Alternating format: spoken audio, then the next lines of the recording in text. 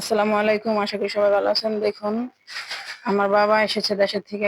আমার মা আমাকে কি দিয়েছে দেখি, আপনাদেরও দেখাই।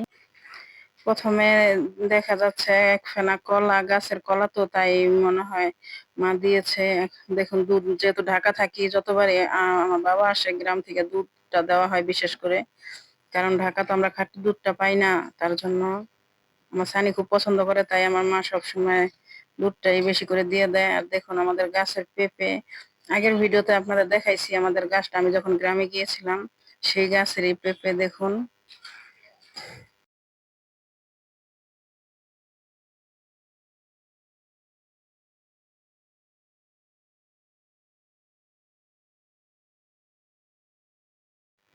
আমিও জানি না কি দিয়েছে, আপনাদের সাথে আমিও দেখতাছি। দেখুন, এটা মনে হয় সম্ভবত ধরা দেশি মাছ মাছ দিয়েছে। দেখুন, পাকা পেঁপে দিয়েছে একটা, কাঁচা পাকা মিলিয়ে পেঁপে দিয়েছে। দেখুন, আমিও দেখিনি, আমি একটু দেখি কি মাছ দিয়েছে। আমি শুনেছি মাছটা নাকি পেয়েছে, ধরেছে আমার ভাইয়েরা। দেখুন, শিং মাছ।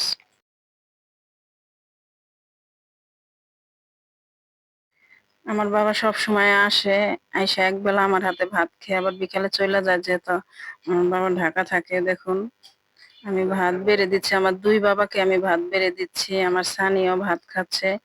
আজকে রান্না করেছি শিং মাছ আর গরুর গোস। দেখুন,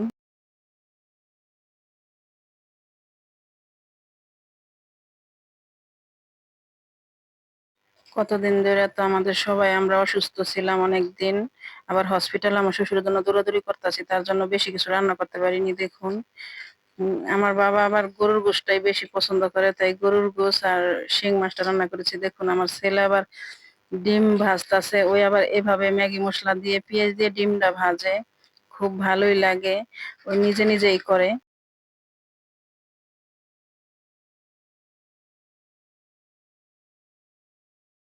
আমরা আগামীকাল আবার হসপিটালে যাব, তাই আমার মেয়ের জন্য আমি একটা সুতি পাতলা কাপড়ের একটা জামা বানিয়েছি। দেখুন, জামাটার ভিতরে আবার একটু রেডিমেডের মতো, রেডিমেড করার জন্য একটু ডিজাইন করে দিচ্ছি। দেখুন, আমি এইসব কাজ পারি ভালো, কিন্তু এখন ধৈর্য সয় না দেখে তার জন্য করতে পারি না, সময়ও পাই না। এখন হসপিটালে যেতে হয় একদিন পরে পরেই, তার জন্য জামাটা বানিয়েছি, একটু ডিজাইনও করতেছি। সময় না হলেও সময় বের করে করতে হয়। দেখুন,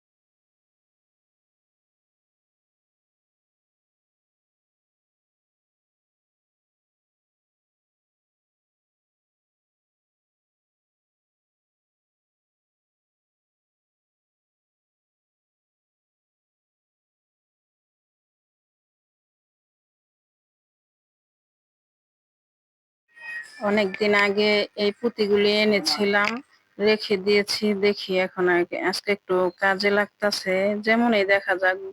দেখুন, বলবেন আপনারা কেমন লাগে আপনাদের কাছে।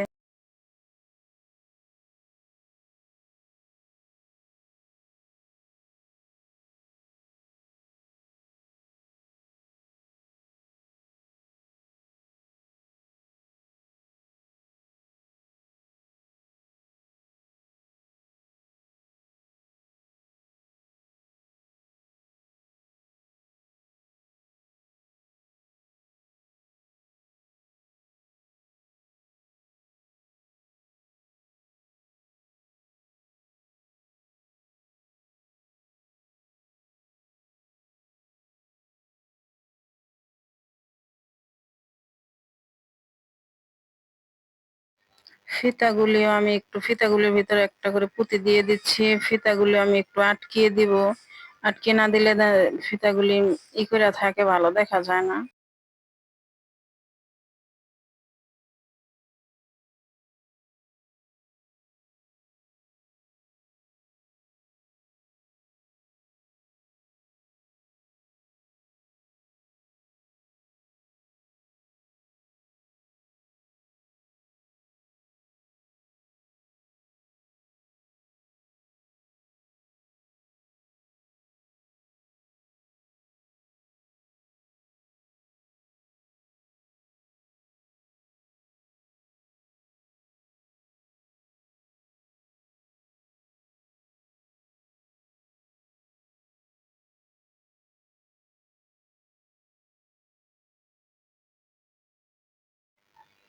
পুরাটা জামা হয়ে গেছে দেখুন।